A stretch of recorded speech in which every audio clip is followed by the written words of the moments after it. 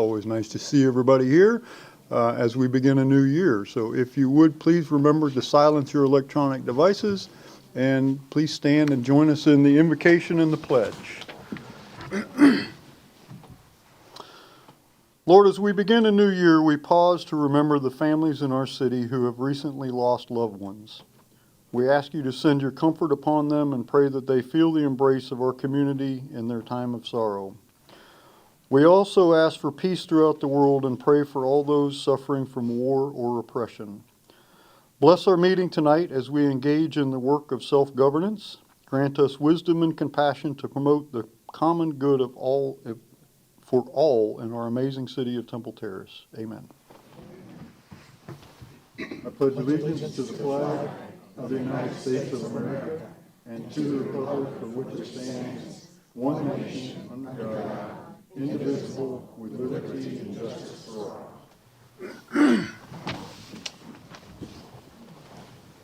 Thank you. We have one proclamation this evening for Arbor Day, and I think that's why we have so many of our folks here. This is really good timing because we also have our friends here from USF to provide a presentation, so the green is just perfect for tonight. So go Bulls. Thank you for being here. And our arborist, Joe Ferris, is here to receive the proclamation. Oh, I'm sorry. I skipped right over. Hang on a second, Joe. I'm sorry. I skipped right over. You can do that first. No, that's okay. So we have a new tradition here for those of you visiting us, and that is that we open our council meetings with a historical or interesting fact about our city. And we've been doing this for, about a year now, I guess? Yeah, it was Councilmember Fernandez's idea, and it's really turned out to be pretty cool. We pass it around, everybody takes a turn at it, but as time is going on, we're all noticing that it's getting harder and harder to do because so many of the well-known stories we've already talked about. So this year it's kind of a challenge for everybody to come up with something new and interesting that we haven't already talked about. So this meeting, it's Vice Mayor Meredith Abel's turn. So Vice Mayor? My fun fact is from the criminal code from the city of Temple Terrace from 1925 and a few revisions from 1927. And we're going to see if any of us are crooks. The first one that I'm going to read is, any person who shall operate an automobile or other motor-driven vehicle at a speed in excess of 25 miles per hour on or along the streets of the city of Temple Terrace shall be punished with a fine not exceeding $50 or by imprisonment for a period not exceeding 20 days. Anybody guilty in here? Okay. Next one is, it shall be unlawful for any person to throw upon any of the sidewalks of the city of Temple Terrace any banana peelings, or to throw any of the streets or sidewalks of the said city any tacks, broken glass, or other sharp or pointed material or substance which might puncture or injure the tire of any bicycle or automobile, or injure the feet of horses, persons, or beasts of burden. Any person convicted of a violation of any provision of this section shall be punished by a fine of not more than $25 or by imprisonment for a period not exceeding 30 days, or by both such fine and imprisonment. The next ones are from 1957, so much later. The first one I'm going to read to you is bathing in public. It shall be unlawful for any person to bathe in any public waters within the corporate limits of the city without a bathing suit. No skinny dipping. Next one is children torturing or tormenting. It shall be unlawful for any person to torture, torment, or cruelly punish any child under the age of 16 years, or allow the same to be done within the corporate limits of the city. Of course, we should follow that, but what about the 17 and 18-year-olds? I'm a little concerned about them. And the final one, I'm going to try not to point any fingers on this one. It says vagrants, generally. It shall be unlawful for any person to be a vagrant within the corporate limits of the city. Rogues and vagabonds, idle or dissolute persons, who who go about begging, common gamblers, persons who use juggling or unlawful games or plays, common pipers or fiddlers, common drunkards, common night walkers, thieves, pilferers, traders in stolen property, lewd, wanton, and lascivious persons, keepers of gambling places, common railers and brawlers, persons who neglect their calling of employment, or are without reasonably continuous employment or regular income, and who have not sufficient property to sustain them, and misspend what they earn without providing for themselves or support of their families. Persons wandering or strolling around from place to place, without any lawful purpose or object. Habitual loafers. Idle and disorderly persons. Persons neglecting all lawful business and habitually spending their time by frequenting houses of ill fame. Gaming houses or tippling shops. Persons able to work but habitually living upon the earnings of their wives and minor children. And all able-bodied persons over the age of 18 years who are without means of support and remain in idleness shall be deemed vagrants. Any police officer or policeman of the city or other lawful officer may arrest any vagrant described in this section without a warrant, in case the delay in procuring one would probably enable such alleged vagrant to escape arrest. Any person so arrested by virtue of a warrant or without a warrant shall be given a speedy trial. And that's what I have for today. Very good. Very good. So we're going to reenact some of those and send them all to the code board, Mr. Pavoy. Very good. Thank you. Okay. Our arborist, Joe Ferris, and Garden Club President Gwen Mora are here to receive the proclamation for Arbor Day. They put you on the spot. Thank you. So whereas Arbor Day started in 1872 and is a day set aside to encourage the planting, preserving, and appreciation of trees. Trees provide countless benefits by improving air quality, providing shade, enhancing our park and public spaces, reducing stormwater runoff, combating climate change, and providing habitat for wildlife while beautifying our community. Florida continues to lose native trees, and this in turn has contributed to steep declines in native insect and bird populations and threatens our natural heritage. Florida Arbor Day has been observed on the third Friday in January since 1886. The Florida Federation of Garden Clubs is celebrating its 100th anniversary in 2024. There's a lot of 100 anniversaries going around these days. The Temple Terrace Garden Club was formed in 1946, when some of those laws were still in effect, and has been a member of the Florida Federation of Garden Clubs for 75 years. The Temple Terrace Garden Club has celebrated Florida Arbor Day by planting or giving away trees. The Temple Terrace Garden Club will celebrate both Florida Arbor Day and FFGC's birthday on January 19th of 2024 by planting a magnolia tree at 11 a.m. on the first fairway of the Temple Terrace Golf and Country Club. Therefore, I, Andrew Ross, Mayor of the City of Temple Terrace, do hereby proclaim January 19th, 2024 as Arbor Day in the City of Temple Terrace, Florida. So would you like to say a few words? Well, speaking of historic facts, I don't know how many of you know that the Temple Terrace Garden Club is the oldest club in the city of Temple Terrace. So that's quite a historic fact for us. And we now have 100 members strong, and we are part of the Federation of Florida Garden Clubs. And there are over 155 clubs throughout the state of Florida with over 10,000 members. So we're part of a bigger picture. And we really appreciate the city and their support of this Friday. I think you all received your invitations. Sorry everyone can't be there, but that's understood. But we thank the city for helping us get our southern magnolia tree, with Joe helping us with that.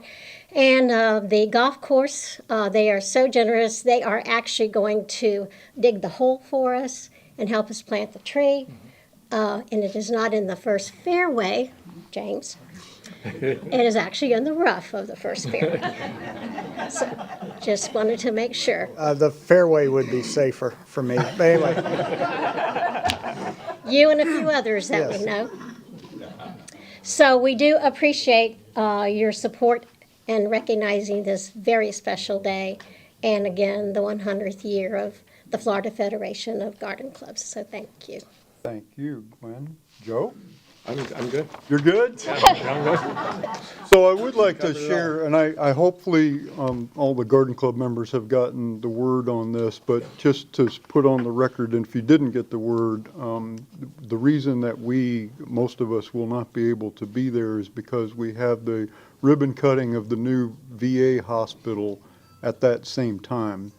And it's not that you're not as important, because you certainly are, but there'll be a lot of officials from Washington and state officials, and so they kind of expect us to be there. It would really be kind of a snub if we weren't there. So we do apologize, and our hearts will be with you rather than cutting ribbons. But so anyway, I wanted to make sure you knew that.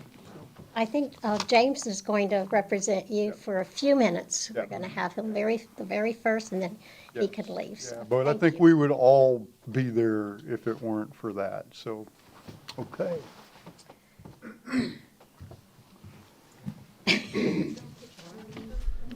This is a big one. Gonna get up to this. Do you want us, can we all come up?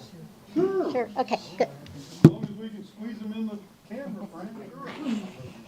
Get close. Okay, good job. Gotta be in the center here. Good.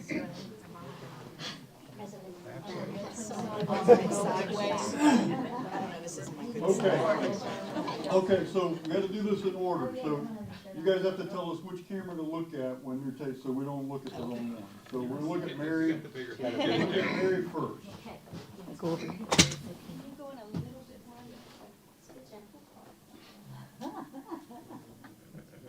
All right, 3, 2, 1. I'm gonna do one more for good luck.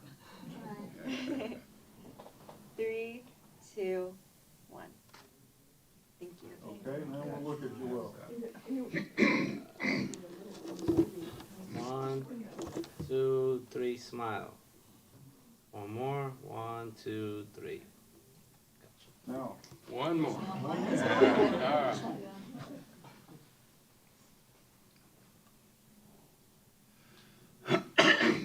Three, two, one. I'm confident. thanks for being here. Thank you, Joe. Thank you. Good to see you. Thanks for coming. We will. Yeah.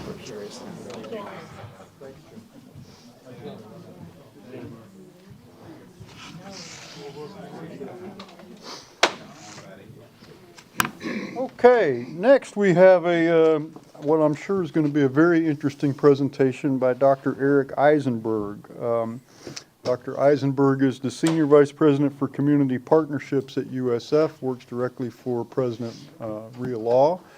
And I have to tell you that I've known Dr. Eisenberg since before he assumed that position under President Law, and I was thrilled when she assigned him to that role because he's a fantastic ambassador, always a great contact at USF, and just a real can-do kind of guy. And so, Eric, you're up. Thank you for being here. Oh, it's lovely to see you and to meet all of you. And it would be maybe more fun if we were in a tippling house. I think I know what a tippling house is. But I'm delighted to be here with you tonight and to provide you with a summary of some of the work that we're doing at the University of South Florida. As you know, it's a pivotal time for the Tampa Bay region, for Temple Terrace, for USF. Great things are happening, and it feels as if the future is really, really very bright. When President Law took over officially a year ago, she and I had a conversation at her dining room table where I said to her that I wanted my legacy as at the university. I've been at USF for over 35 years. I said I want my legacy to be that we really have figured out how to connect with our community in ways that are really productive. And her response was, "No, you can't have that. That's my legacy."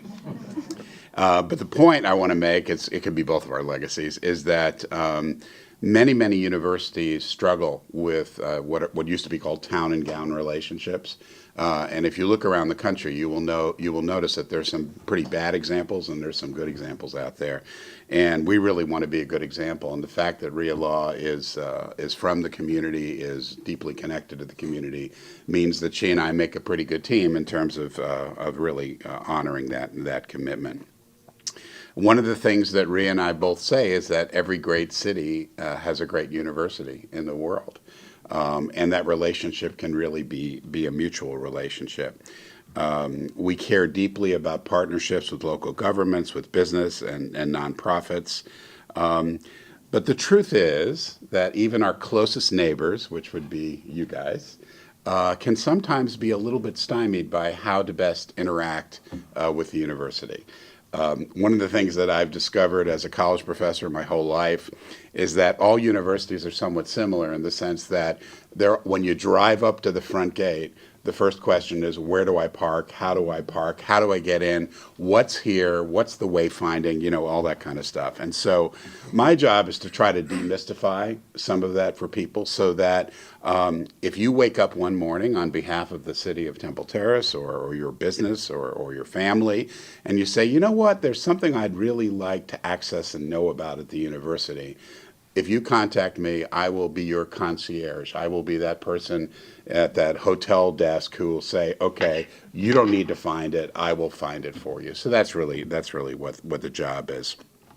President-in-law insists on calling me her front door to the university, so much so that next Halloween I think I know what I'm going to dress up as.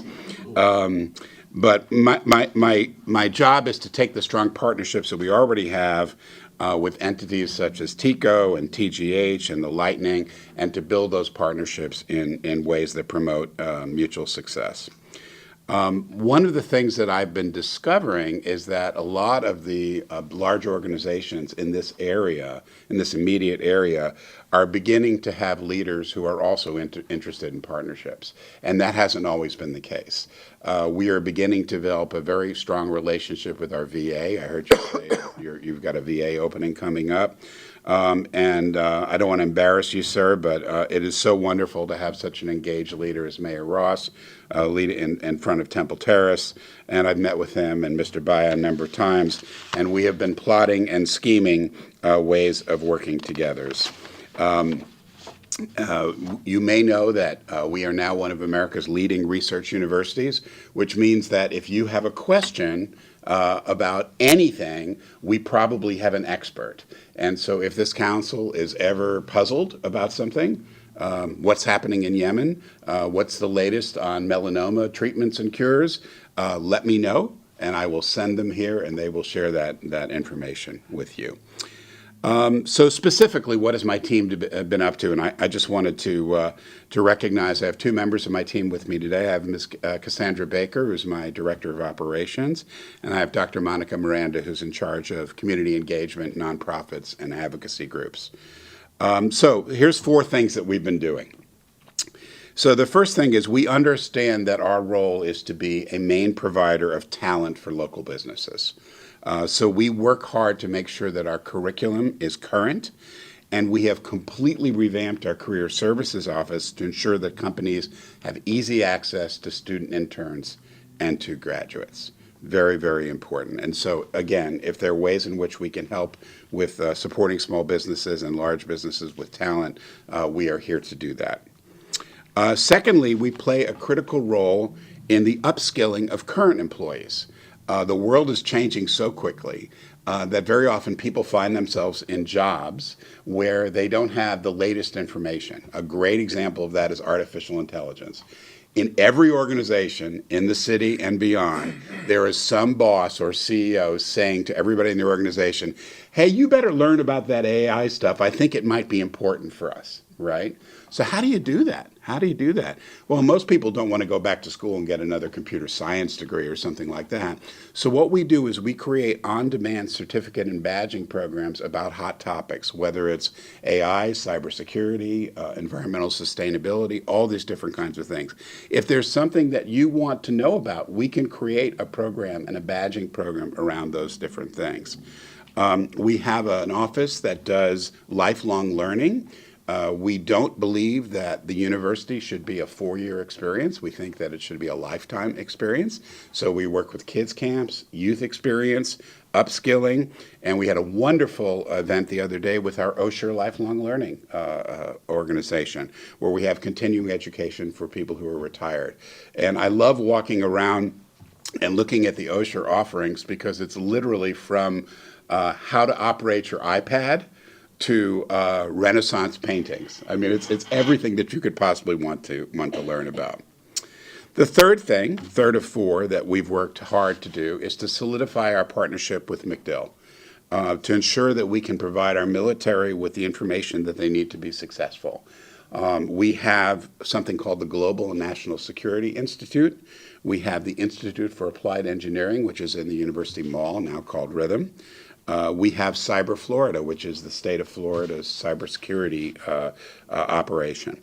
All of these are led by General Frank McKenzie, former commander of Central Command, who now works in my office and works to smooth all of our relationships with Central Command, Special Operations Command, and with the Air Force. And again, if you have interest in topics around the military, I'm happy to bring folks here to talk about any of those issues. General McKenzie had an editorial in the Wall Street Journal a couple of days ago about what's happening in the Middle East, but we're just across the street. So if there are things you want to know, I'm happy to bring that right to your doorstep. And then fourth, and perhaps most relevant to you, we work with governments and nonprofits to improve quality of life. The most pressing issues facing USF right now are the same issues that your city faces: attainable housing, food insecurity, transportation, and mental health. And so towards this end, I've been working with all the key players in the Uptown area to see what we can do to build some placemaking around this neighborhood to really sort of improve the neighborhood and make the neighborhood a more attractive destination for locals and visitors alike. Like Mayor Ross, like Mr. Baya, I've been very involved with FDOT and with the Planning Commission, working on the future of Fowler Avenue. It's clear that this area was designed as a sort of suburban expressway, and we really want to make it into a much more walkable, friendly, accessible place where you don't have to take your life in your hands to cross the street. So there are lots of opportunities to do things right, and lots of things are happening all at once. So you know that the county has issued a RFP for the redevelopment of the Mosey property. I'm on that committee. I expect some of you are as well. We plan to issue an RFP around the redevelopment of the golf course property to the north of our campus. And you may have heard that we're building a stadium. I don't know. $350 million stadium. As I tell my friends at UCF, it's going to be a nice stadium. That's kind of mean. But one of the things that we are absolutely committed to is to make sure that these are things that you can be proud of and that will influence your quality of life in a positive, not a negative way. And so internally, I have lots of conversations with my colleagues who say, hey, we want to do this on the edge of the campus. And my first thought is, I need to talk to Mayor Ross, I need to talk to Carlos, I need to talk to you guys about how is this going to work for Temple Terrace, because we really, really want to be close partners on this. And as I said, we want to reimagine Fowler as a different type of corridor, one that focuses on pedestrians, transit, and business development. So those are some of the things we're doing. I could go on and on and on, and I don't know what the format is, but I'm happy to take questions if you have them. Council members, some questions? Dr. Eisen? Just for the public's edification, we hear a lot, particularly during campaign season, and everybody up here who campaigned for office probably said this at one point or another, is we need to strengthen our relationships with USF and take advantage of the resources that are right here. And which we do, and we always need to continue to do that and double down on that. But I do want the public to know that we have numerous collaborative efforts going on with USF right now. You mentioned Cyber Florida. Our cybersecurity protocol here at the City of Temple Terrace, we decided to go with Cyber Florida, which is embedded at USF, under the direction of General McKenzie, who, by the way, my daughter works for as a student employee. So she keeps telling me she can't tell me what she does at work. We also have a partnership going, I don't even know if you know this, we have a partnership going with the Muma College of Business. They are working with us. We are in the middle of a strategic planning process that we've been working on for several months for free. We're not paying anything for that. And we couldn't afford that.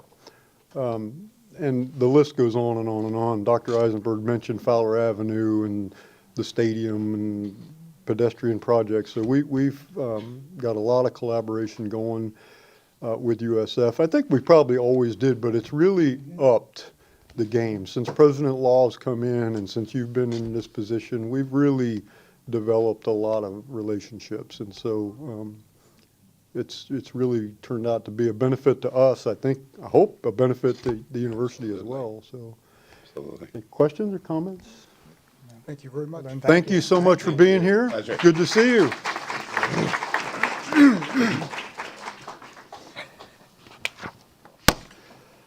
Next up is an appointment to the Municipal Code Enforcement Board. There is one regular member vacancy on the MCEB. City received one application from Mr. Pogorlich.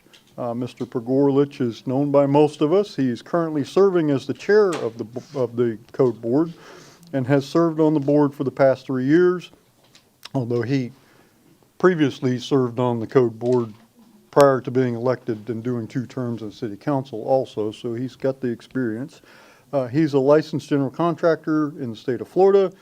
Mr. Pogorlich has previously served, as I mentioned, as a council member and was recently appointed to the Riverwatch Task Force. I do see Mr. Pogorlich is here, and I think he wishes to say a few words.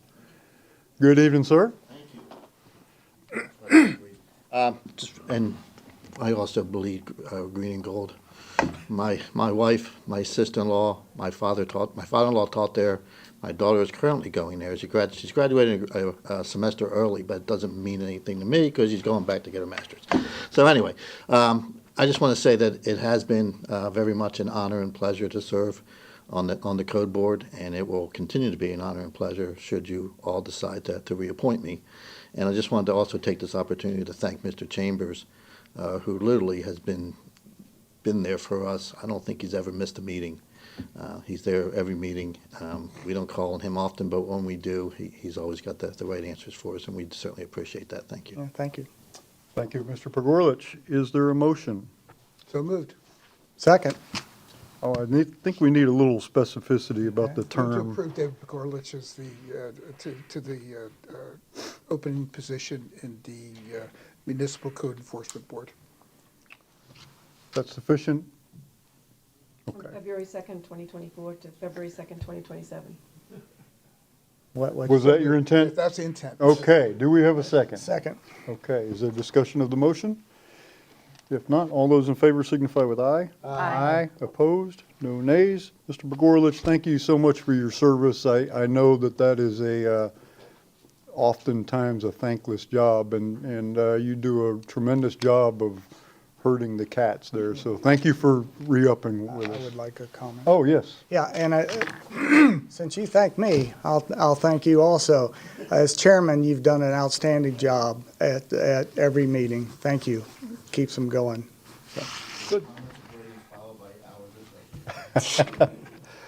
Okay, has everybody had an opportunity to review the minutes from the January 2nd council meeting? And if so, is there a motion to approve the minutes? Move to approve the minutes. Second. Any corrections to the minutes? Not, all those in favor signify with aye. Aye. Aye, opposed, no nays. The minutes are adopted. I think that was the fastest council meeting in history there. I watched that from home. That was a good job. Next, persons wishing to be heard on items not listed on the agenda or items on the consent agenda. There are forms in the back of the room available. If I currently have no requests to speak, or there are members of the public who wish to address the council? Okay, very good. Next is a resolution approving a renewal agreement with the fire department's medical director, and our fire chief Ian Kemp is here to explain. Good evening, Chief. Good evening, Mayor, Council, City Manager, Ian Kemp, your fire chief. Before you is a resolution approving a renewal agreement with the fire department's medical director. Section 401.265 of the Florida statute requires licensed advanced life support ALS providers to contract with a medical director. Dr. Brooke Shepard took over this role as our medical director for the fire department back in 2012 and has since provided excellent training, leadership, and direction to the fire department required to maintain the high-quality medical service we currently provide to the citizens of Temple Terrace. Dr. Shepard consistently meets or exceeds what is expected of her by our agency. The proposed contract becomes effective on February 3rd, 2024, and expires on September 30th, 2025. The medical director shall be reimbursed through an annual retainer, shall continue to be reimbursed through an annual retainer fee of $34,730 for the provisions of all the services set forth within the agreement. The retainer shall be increased by 7% to $37,161 on October 1st, 2024, with the funds for this contract budgeted annually and included in the fire department's general fund budget for this fiscal year. It is recommended that the City Council approve the renewed agreement between Dr. Brooke Shepard and our current Fire Department Medical Director and the City of Temple Terrace for the provisions of medical direction services in accordance with Florida Statute 401.265. Dr. Shepard unfortunately could not be here tonight. She's working in the emergency room. Thank you, Chief. Are there members of the public who wish to comment on this? Not council member questions. Any questions for the fire chief? Seeing none, is there a motion to approve the renewal agreement with the medical director? Move to approve the renewal agreement with the fire department's medical director. Second. Any discussion of the motion? I would just like to make one comment. Sure. That, above and beyond that, it was very I appreciated her coming to council. I think she did a couple of times to update us on COVID issues. Yes, sir. Back during the pandemic. So I know I appreciated it, and it was good to have our medical personnel address us and tell us what was really going on. So thank you. Thank you. She's very passionate about the job she does, not only emergency room, but she absolutely loves working with the fire department and representing the fire department, and obviously is a resident here in the City of Temple Terrace. Yeah, I'd like to comment also on that real briefly. She's, you see her at so many of the community events we have, the Winter Wonderlands and the art. I mean, she's a very active resident of Temple Terrace, and like most of us, during those encounters when I see her out, there's a lot of sidebar conversations and a lot of, since she's always willing to provide information and help. So yeah, I'm glad she's re-upping. She's really good. So Thank you, sir. okay. If there's no other comments, all those in favor signify with aye. Aye. Aye. Any opposed? No nays. Resolution is adopted. Thank you, Chief. Next is a resolution approving the second adjustments to fiscal year 2024. Finance Director Jim Ingram will explain. Good evening, Honorable Mayor and City Council. At the conclusion of fiscal year 2023, there were several purchase orders for items and projects that were not completed by September 30th, 2023. Because the expenditures did not take place in fiscal year 2023, there is fund balance to continue these necessary commitments into fiscal year 2024. The items and projects on these purchase orders were approved and appropriated in fiscal year 2023. Exhibit 1 details the purchase order numbers, the vendors, GL accounts, item or project description, amount balance for budget adjustment, and the appropriated fund balance accounts to adjust in order to provide funds and balance the budget. The aggregate totals for each affected fund are as follows. General Fund, $683,803. Street Improvement Fund, $699,054. Community Investment Fund, $719,484. There was, I noticed on the discussion part, left off the TIF fund, the tax increment fund, which does have $2,291 left on the Kimley Horn pedestrian study that is still needed to carry over. Water and Sewer Utility Fund, $632,749. Water and Sewer Renewal and Replacement Fund, $3,092,255. And the Water Improvement Fund, $24,368.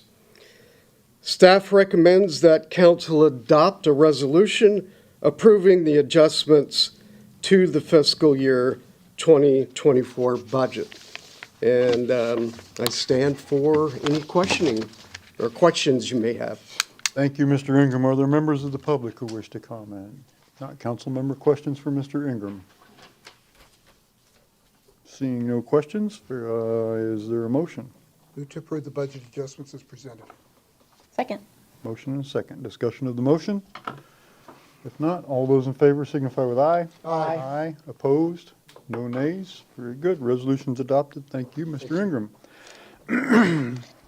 Last resolution is a resolution authorizing the city manager to negotiate a purchase and sale agreement for the acquisition of a plus or minus 5 acre parcel of property located at 7911 Harney Road.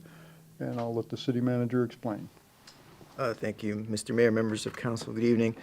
At the last council meeting, we discussed an opportunity that had come to our attention regarding a property located actually on Harney Road that would fit the criteria that the council has as a priority to find a location for a future police station. That evening, we talked about the size of this particular location. It was a 5 acre piece of land. And in fact, it looked as if not only would it accommodate a future police station, it could also house a future Fire Station 3, which is something in our long-term plans for the community if we want to make sure that we keep our response times at acceptable standards, particularly for the southeast portion of our city. We asked for direction as a staff to go ahead and pursue that opportunity because we had been talking publicly in a different direction with property across the street here from City Hall. Council was amenable to that. The property at the time of the last council meeting was listed on the market for $1,975,000. The price, in fact, dropped to $1,800,000 subsequent couple of days after our council meeting. We had a good conversation with the representative of the seller team that included the police chief, the fire chief, the director of utilities, the business relations manager, and myself. Toured the property back on, I believe it was the 5th.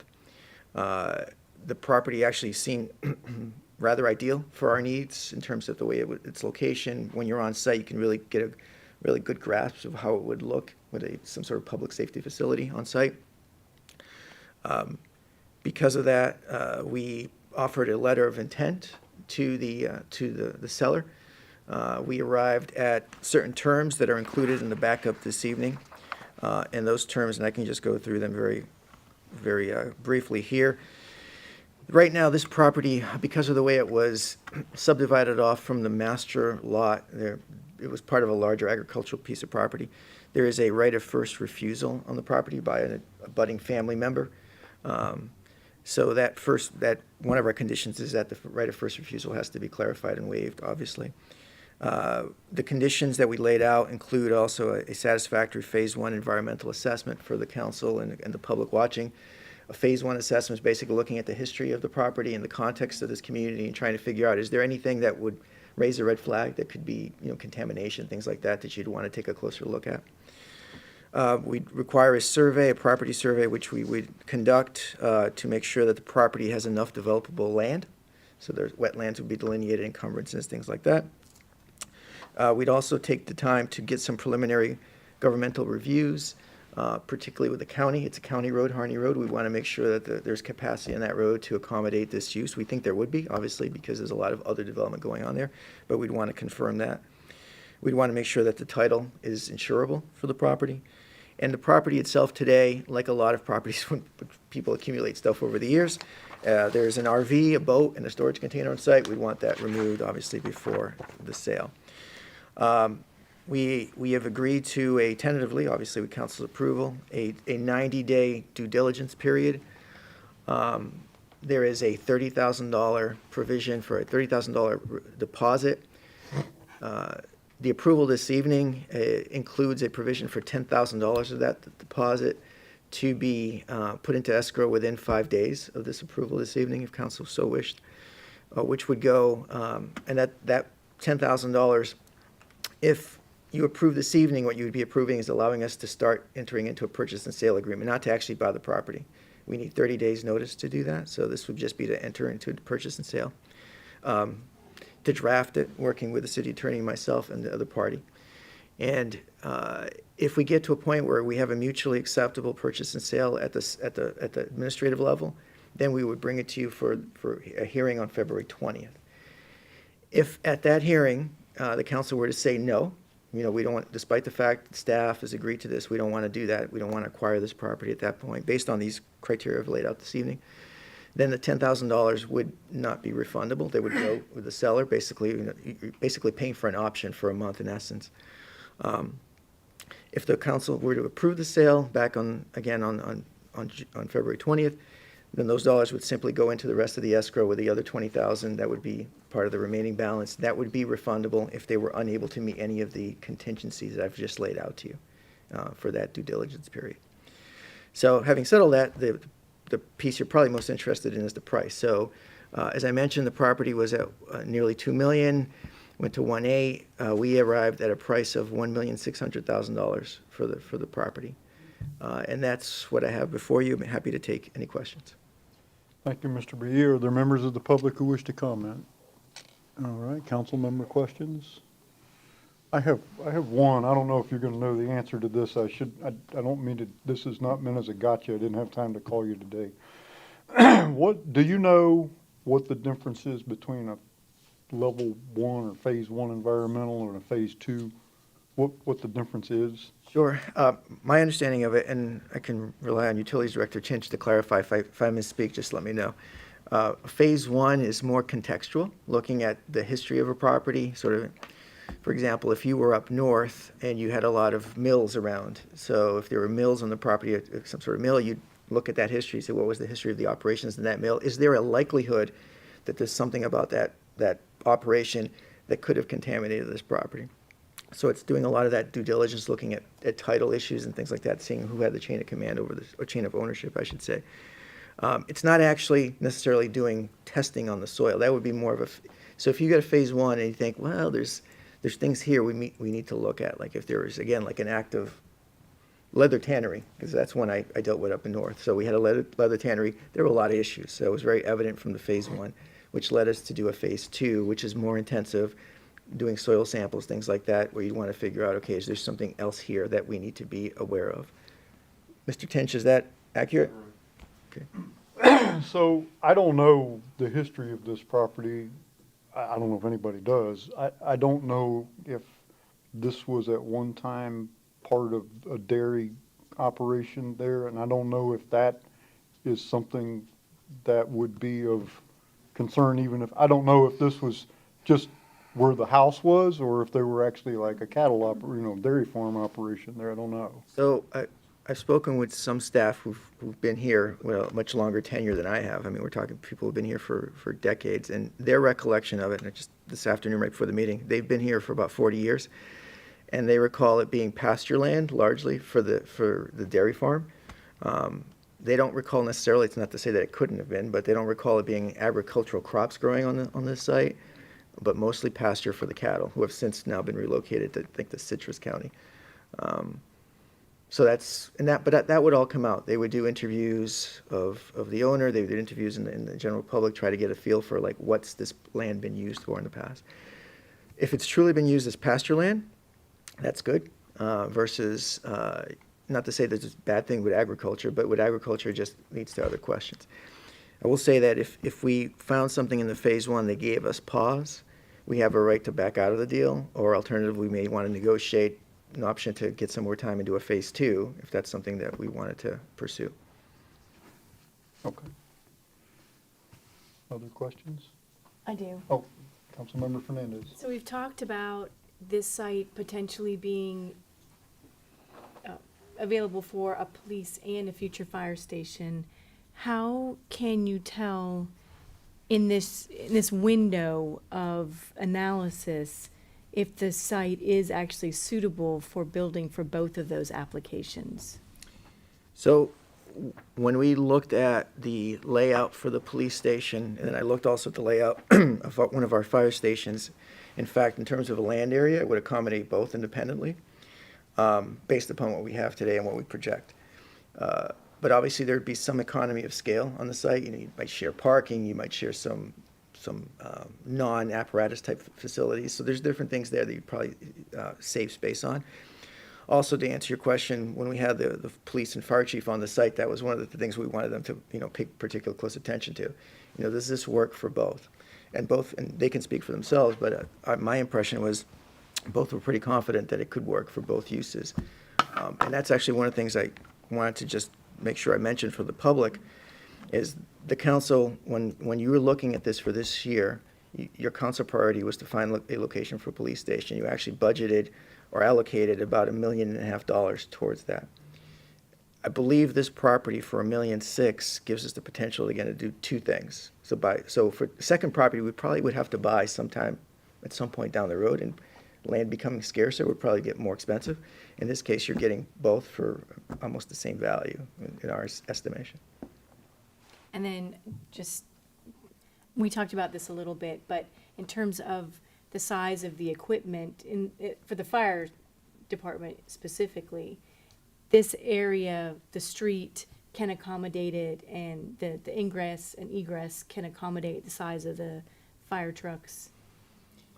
So that's actually one of the things we're going to be looking at when I mentioned talking to the county, because we just want to make sure that it can accommodate all that. This section of roadway, leading just immediately to the west and just beyond it to the east, has been improved recently and widened. When they did, there is across the street from this property, there is a flex industrial type of development there, and you could tell they actually widened the road and put in a turn lane. So that helps us.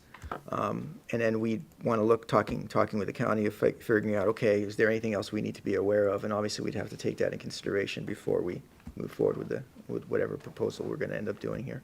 And that would include, because the fire stations all have the signal in front to allow the trucks to come out. Mm-hmm. That will include the county either approving that signal can we operate if they don't approve that signal?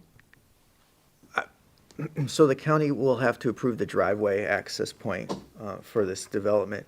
And in that discussion, the way my experience is that usually they look at the totality of what you're proposing. And so whether the signal's there or not, I think it's going to be part of the total equation. Okay. Other questions? Okay. If there are no other questions, is there a motion? I move to approve the resolution authorizing the city manager to negotiate a purchase and sale agreement for the acquisition of a ± 5-acre property at 7911 Harney Road. Second. Motion and second. Discussion of the motion. All those in favor signify with aye. Aye. Opposed? No nays. Resolution is adopted. Thank you. I have one comment. Yes. A comment, I think it's a very perfect location because the address is 7911 Harney, just so you know. It's a sign. It's a sign. Okay. Is there council business, carryover council business? Board reports. Yes, Councilmember Fernandez. Well, I have one item relating to Arbor Day, and that is the city of Temple Terrace is a tree city, and we're obviously very rightfully proud of our tree canopy. Can we explain to residents how they can get trees to plant from the city? Right now? Or just in general? In general, like it, because we have the ability to, for residents to come pick up a tree and plant it in their yard. Sure. So I think coincidentally with Arbor Day, one thing we can do, and Mr. Duarte's here, is really push out some messaging about that to align with that practice. Mr. Sherman, do you want to come up and just talk in general right now for the folks watching in the council? Good evening, ma'am. Members of the council. So I believe generally there's like 4 times or period of time each year that our arborist goes out and does tree giveaways. At that time, he gives them to plant in the yard, tells them basically how to maintain them, what a watering schedule is, and he's recently come up with something now to start handing out to our residents and try and get them to sign it that says, yeah, we understand at least what it takes to maintain those trees. We generally budget 20,000 plus per year to do that, and our arborist is really, he's always excited, works hard with our residents, and he's a great asset to our department. Thank you. Thank you, Mr. Sherman. Any other new business, board reports? I have board reports. Okay, Are we there? we're there. Okay, the Centennial Celebration Committee, the CCC, one of their members, Sharon Gaskin, resigned from the board, which brought them down a member.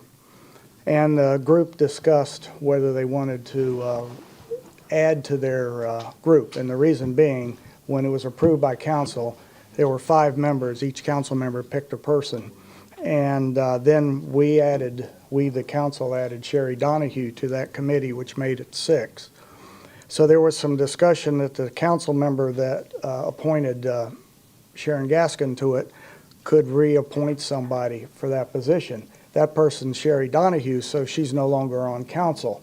So the group just had no opinion one way or the other. Do they want 6 or 5? Except that they felt very comfortable leaving it at 5 and not reappointing anybody. So my question to everyone here, is that satisfactory, or do we want to appoint one more? It's fine with me, but it's going to take a motion because we changed it to 6. So we would have to have a motion to. Well, if we don't change it and leave it at 6, then we need to have something in place to reappoint somebody. We could advertise. Right, but if we're going to reduce it back to 5, somebody would need to make a motion to that effect. Well, I'm going to stay out of it because the committee really didn't care. I'm not going to make a motion one way or the other. I want the thoughts of the council on that. Okay. I'm good. Well, I will my comment. I'm good with 5, and they're fine. But yes. How are they functioning as a unit of 5? Well, they only did it this last meeting, and they were But I fine. mean, they were Yes. 5 to begin with, and they went up to 6, and now they're back to 5. Yes. If they can function as a unit, then I'm okay with leaving it at 5. Yeah, if you recall, I'm the one that asked the council to up it to 6 when Councilmember Donahue termed out, because she had been actively engaged in that, and obviously those of us who know her know that she's passionate about that. And so it was me who asked to up it, but it was really purely, wasn't based on the idea that we needed 6. It was based on the idea that we wanted Sherry to continue to participate. So I'm comfortable going back to 5 unless you see a reason to keep it at 6. We accomplished what we were trying to accomplish. I'm so. okay with 5. Councilmember Fernandez, you okay with 5? I'm okay with 5. Okay, well, I think we need a motion because we made a motion to go up to 6. I think we need a And motion. I will make that motion. Okay. Since there's a consensus that we reduce the number of committee members of the Centennial Committee from 6 to 5. Second. Okay, discussion? All those in favor signify with aye. Aye. Aye, opposed, no nays, problem solved. Other new business or board reports? Okay, I have a couple of things here, but let's go through the mayor appointments first. This didn't change, there's only one thing that changed on this, and I want to discuss that, because 2 of you offered to take on the Historical Preservation Board. And I appreciate that. And I on here, I assigned it to myself.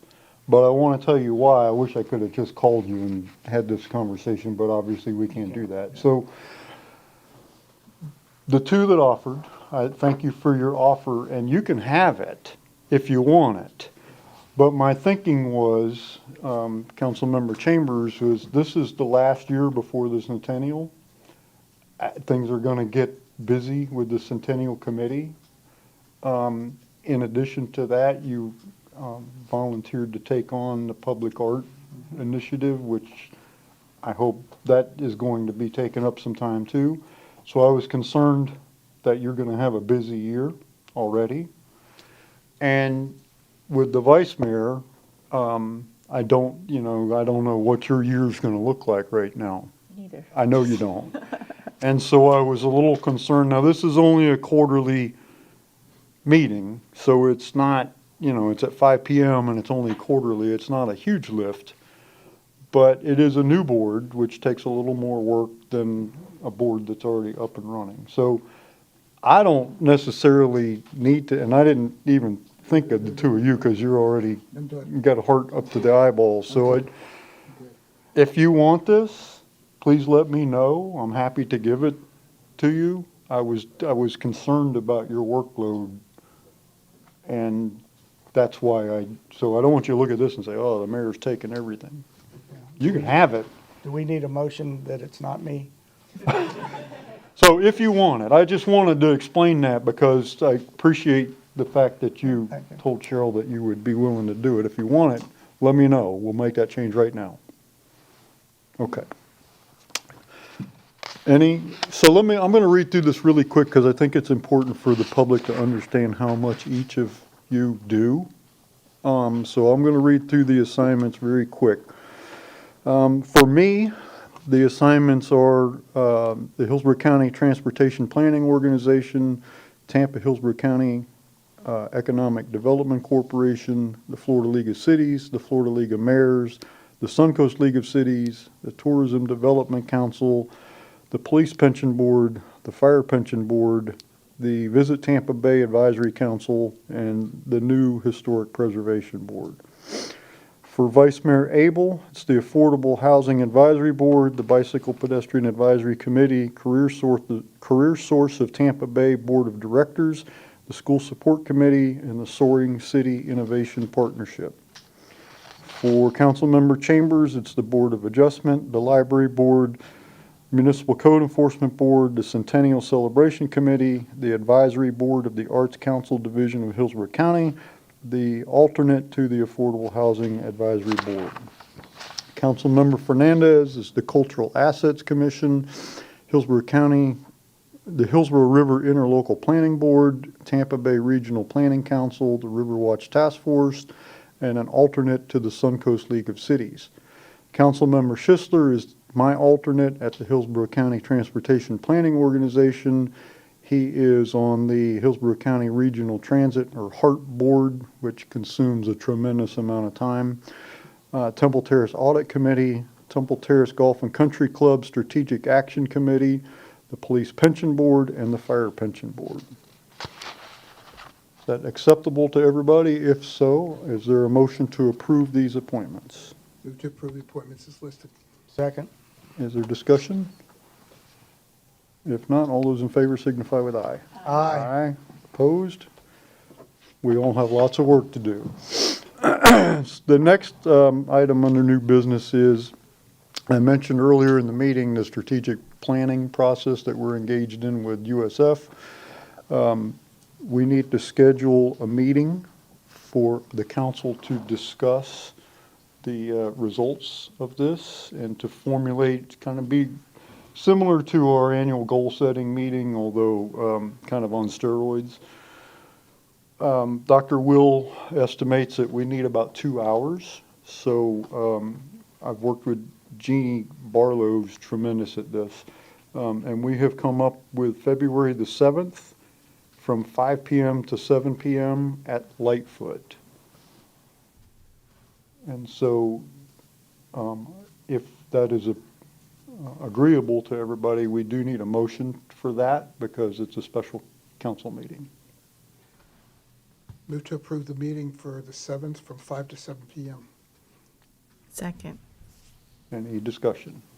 Okay, and for members of the public, obviously that is a public meeting, as all of our meetings are, so. Okay, all those in favor signify with aye. Aye. Aye, opposed, no nays. We'll schedule for February 7th. If you pass that along to Mrs. Barlow. Next is Tallahassee. First of all, I don't know if any of you want to go. Hillsborough Day is next week, the 24th. I think it's Wednesday. If any of you want to go for Hillsborough Day, you're welcome to go. I think the city manager and I are going up for the day, and you are very welcome to join us if you want. It's actually, I mean, fun is not the right word for that. It's not fun, but it's yeah, it's interesting. It's better than a root canal. It's not terrible. So it is a long day, but if you would like to go with us, you are welcome to do that. But the other thing I need from you, and I apologize because I'm a little delinquent in this. COVID I missed a step or two here. I need the council to express their wishes to me if I need approval to oppose some of these things that I think we should be opposed to because they're further erosion of home rule. But I don't want to put you on the spot. But this is the last time that we're going to have to talk about this before I'm in Tallahassee next week. Now, I may not get a chance to talk to anybody next week. It's always hit or miss. You never know if they're in session. You don't really have much of a chance. Sometimes you talk to 10 representatives, and sometimes you don't talk to anybody. It just depends on what's going on that day. But there's a couple things that personally I'd like to oppose on behalf of the city, but I can't do that without your approval. There's House Bill 609 talks about repealing the local government's ability to levy a local business tax. Oh my gosh. I mean, that I don't even know what that would do to us. I know that it would obviously increase residential property taxes. Another one is House Bill 777. This one, I know what's behind it. I've studied it. I know why, but this is the nuclear option to fix a really surgical problem, in my opinion. This bill removes statutory authorization for municipalities to impose a surcharge for serving customers outside their municipal boundaries. Temple Terrace does provide water outside of our city limits, particularly to the east. In Thonotosassa, there are places, our water service area is much larger than the corporate limits of our city. We currently charge 10%, I think, is what we charge 10% more for the water accounts outside of the city limits. The thinking is they don't pay taxes to Temple Terrace, so we charge them a little more for the water. And it was our residents that initially built a water treatment plant and the infrastructure to supply the water to begin with. So this would obviously, at a time when we're already compelled to raise water rates, this would raise them even higher because we're going to have to collect the same amount of money and we're going to lose that 10% surcharge on everybody outside the city limits. The next one, Senate Bill 472 and House Bill 569, raises the sovereign immunity limits, which will obviously have an impact on our insurance rates. There's several related bills concerning residential building permits. I think we should oppose all of them. They impose expedited time frames on approving of building permits under different circumstances. We don't take an excessive amount of time now. If there's a delay in obtaining a building permit, it's because there's a legitimate question about land use or something. There's a reason why there's a delay. And so one of these bills even says that we can only ask for additional information from the applicant a certain number of times. Well, we need to ask for the information we need to know whether we should approve the permit. In my opinion, it's just my opinion, I mean, I don't think we need Tallahassee telling us how to do building permits in the city of Temple Terrace. I think we have a pretty good handle on that. Those are the big ones. I try to be judicious with this when I come to the council. I try not to get into the stuff that's, Democrat or Republican, or there's a lot of issues because we feel differently about some of that stuff. And I don't think that's, the city ought to get mired into those kinds of debates. I mean, we're all have our own personal opinions, but when we speak as the city, I think we should stick with the stuff that has to do with home rule and those kinds of things. So, yes, Vice Mayor. I do have a question. The title of this document, where some of these bills you were just talking about, it says it's the League of Cities Legislative Bill Summaries, and I was wondering if the opposition that you expressed aligns with the League of Cities recommendation. It does. Opposing. It does. Everything that I mentioned on the record here tonight aligns with the Florida League of Cities recommendation. Thank you. I didn't freelance on any of it. This is all, and there's other stuff I didn't mention just because I'm not trying to ask you to give me the Magna Carta here to go off and conquer the world. I'm just trying to get the ones that are going to have a big impact on us. And I don't know, our opposition, our opposition alone probably doesn't mean a whole lot, but our opposition with 411 other cities starts to add up. So, there you have it. I wholeheartedly, if I may. Yeah. I wholeheartedly agree with your choices, specifically sovereign immunity. That could be a financial dagger to a lot of municipalities and organizations throughout the state, as well as the business taxes and the utility rates.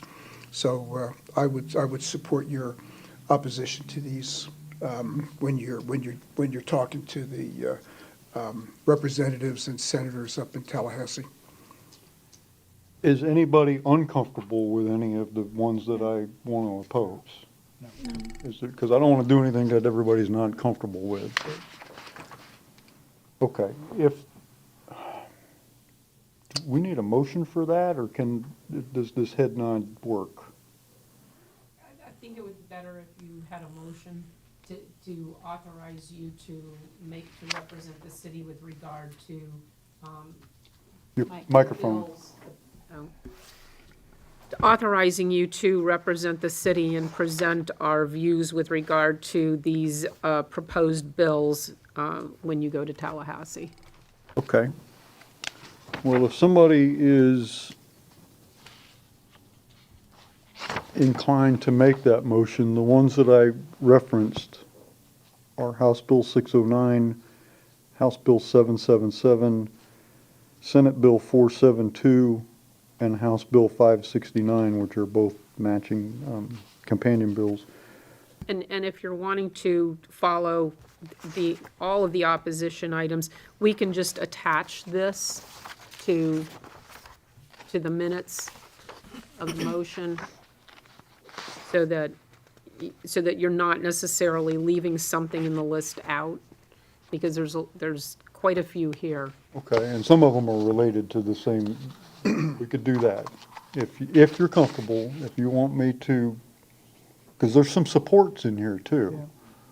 If you want me to echo the Florida League of Cities in Tallahassee on behalf of the city, I think we could just make that motion, and I'll use this document. And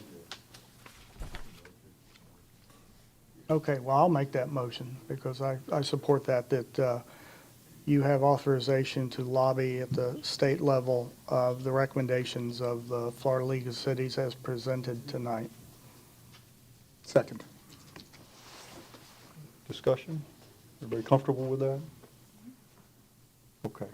Thank you for Then doing we- that. all in favor, say aye. Aye. Opposed? Okay, very good. I shall do so. And not one thing extra, I promise. All right, any other new business? Board reports? Very good, thank you. City manager? Thank you, Mr. Mayor, members of council. In your backup this evening, you'll see a quarterly report on the persons to be heard portions of the agenda. Just as a reminder to the council and the public that when we have people to be, that speak at the podium here, as the mayor does mention, we do take their concerns seriously, we do follow up, and the report just summarizes the actions that were taken. If you have any questions, I'm happy to answer them. I do not. Council members, any questions? No. Very good. Thank you for this report, Mr. Bahia. It's good to have this follow-up and close the loop on these things so things don't fall through the cracks and the public doesn't get, it's just good, it's a good best practice, so thank you. Anything else? No, sir, that's all I have. Okay. City attorney? I wanted to give a report on sort of what's been going on with the property at the corner of Bullard and 56th. This was the Paragon property. 5 violations were brought in front of the Code Enforcement Board over the summer. One for nuisance having to do with the maintenance of the fountain, landscape maintenance, sanitation, being garbage on the property and in the parking lot, although I have been told that that has been picked up.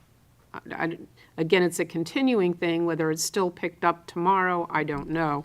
But also sanitation in the public areas, and the last one was, we call it unlawful practices, that had to do with the trash compactor not working. Apparently, the owner then removed the compactor entirely from the property. The Code Enforcement Board had found these had sustained these violations, found the property owner guilty. There are 2 liens currently running. One is at $100 a day, and last assessment was that it was $12,600. The second lien was a $250 a day running fine. The lien is currently at $54,250. On January the 10th, another case was brought in front of the Code Enforcement Board. This had to do with a fire alarm violation, was not the fire, I think the sprinklers and the alarm were not in working order. The property owner was given a deadline of sometime next week to repair it, and otherwise that's a $250 a day fine. Seeing that the imposition of running fines was not solving the problem, the legal department and the code enforcement department brought the owner to court on the 5 that had gone in front of the Code Enforcement Board. And let's see, I believe that this, let's see.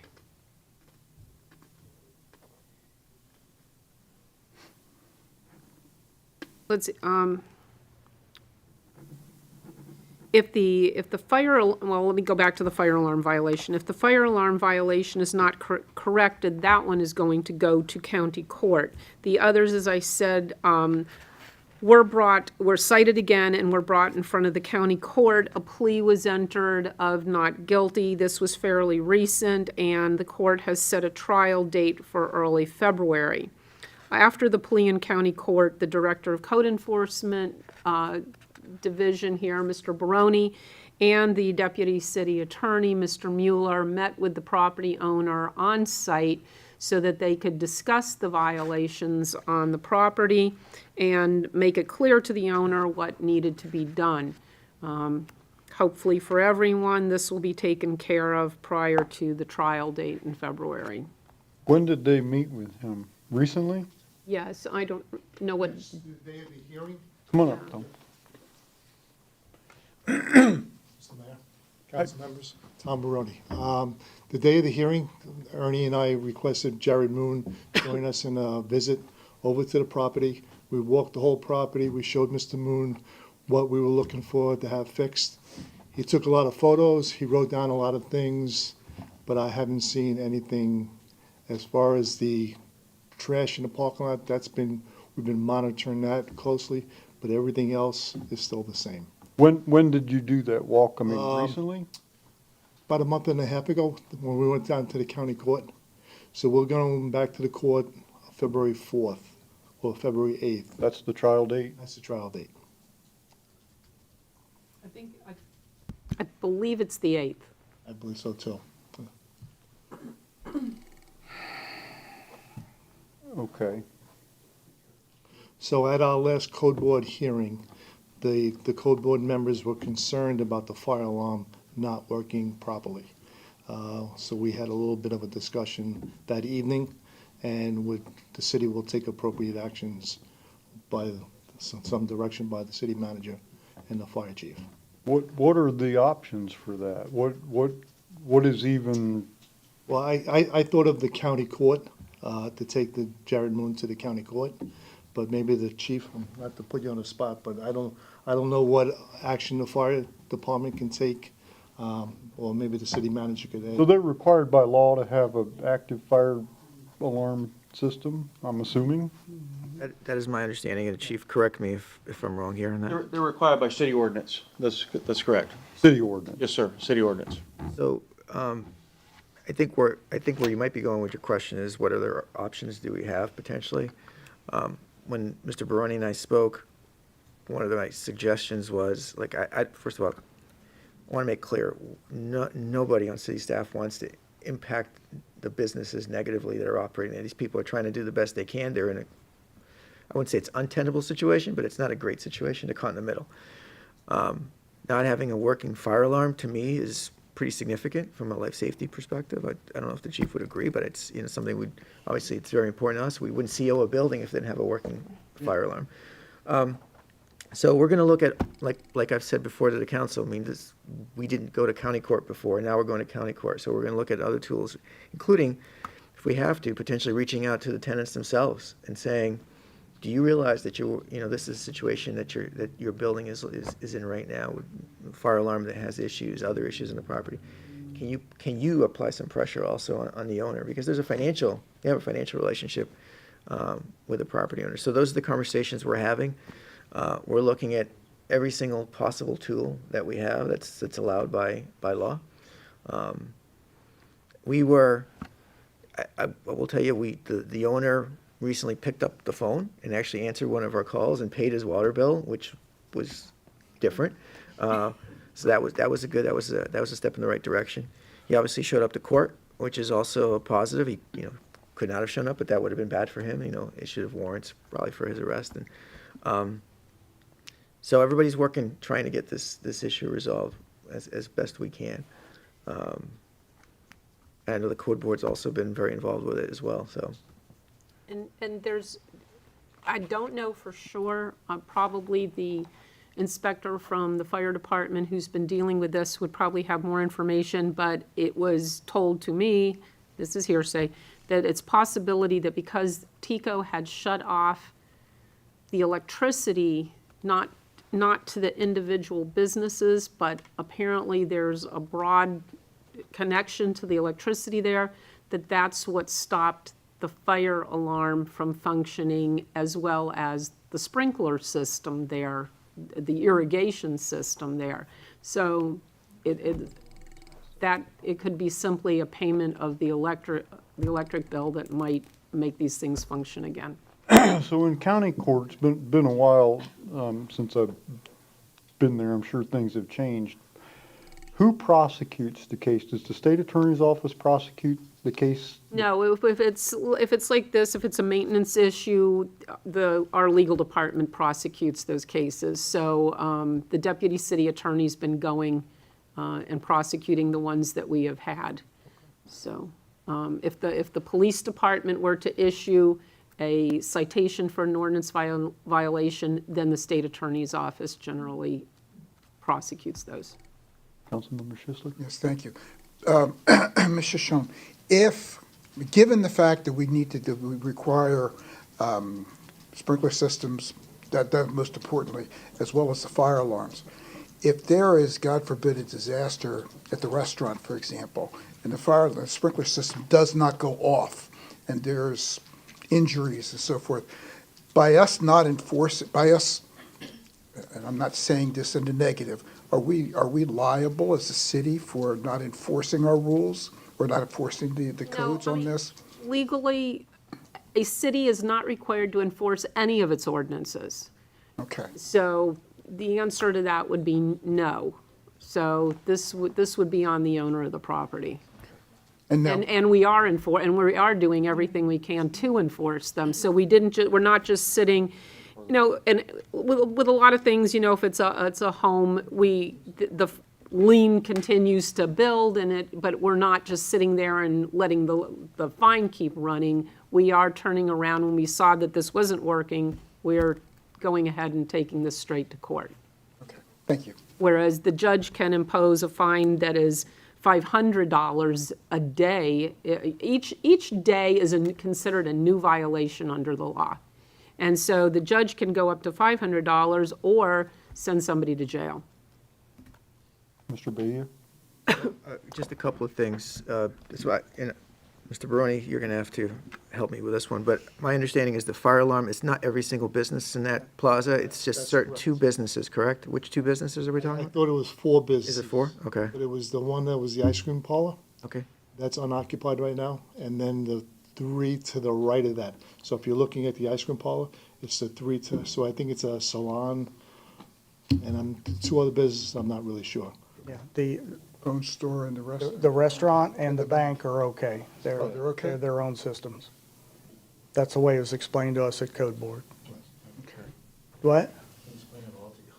Okay, Mr. Pergorovich. Yeah, This he is can. Not typically, but, I understand. So, just so you understand, it's the strip center where the Starbucks is and the sub shop and that piece. The larger restaurant and the bank are on their own system. What's happening at that strip center is there's 2 meters. There's meters for each individual tenant that they pay their own electric bill. It's more than 2 meters. Each one of those units is individually metered for the electricity needed to operate the unit. The fire alarm system is on a separate meter for that particular area. 2 things happened. The fire alarm company had been carrying the monitoring and servicing of the fire alarm for about a year. But the fire alarm itself hadn't been inspected in 2 years. The last straw was he hadn't been paying the electric bill for the meter for the fire alarm system, and Tico did come out and red tag it and turned off the electricity. Okay, he hadn't been paying that for about a year. So 3 things have to happen in order for that system to work again. Somebody's got to square up with the fire alarm company. Somebody has to square up with Tico. And then when you turn it on, you got to cross your fingers that nothing happens to the fire alarm system when you boot it back up. That there's no issues. If that all happens, then he's good to go. But chances are, since it hasn't been checked in 2 years, and you're going to have a surge of electricity booting it all back up again, there's probably going to be something you need to do to that fire alarm system to make it fully operational. So it's not, the large restaurant is fine, they have their own. It's those smaller units in the back, what used to be the ice cream store, the sub shop, and whatever, I think there's the massage unit is next to it. Yeah. So that's what's going on. okay, thank you.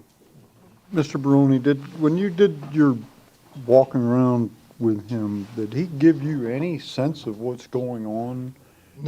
No, I was trying to ask him a lot of questions, and he didn't provide any answers. Hey, so we don't, because that's been the puzzling part of this whole thing, is like, what's going on? I mean, it's just like fell off the face of the earth and stopped paying everything. Yeah, what the tenants are saying, that he's not doing anything for them. I know when we served him, the server did not want to, or he didn't want to be served at the house. He met him at a separate location, and that's where he was served. So I guess he's embarrassed somewhat of what's going on. Okay. Anything else? I don't know what else to ask. I'm hoping that the judge takes care of it, and the judge will ask questions, and when the judge asks questions, you've got to answer, so. Yeah.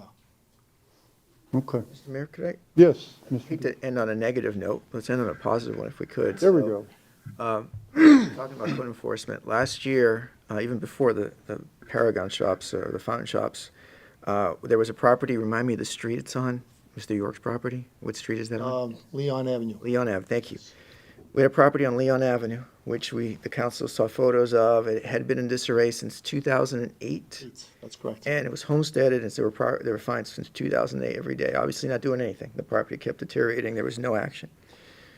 With the council's discretion, we went to county court, and we should all send the flowers or something to the judge, because the judge held fast, threatened to put this gentleman in jail, and has been checking up every single month, basically, on this gentleman, making him go back to court.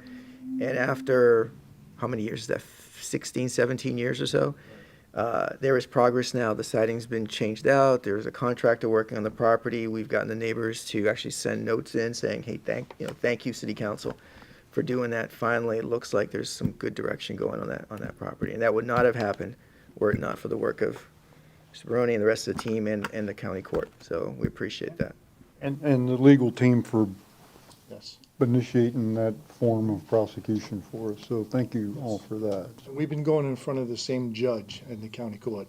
So it's not different judges. We've been going, so there's been 2 cases been taken to the county courts. Good, good, good, good. Okay. Thank you for that. Feel a little better. Okay. Any other business to come before the council? Anything? Good to see you guys here. We really appreciate all the work you're doing. It's you guys are really hitting it out of the park these days, so thank you all. So, very good. We will stand adjourned.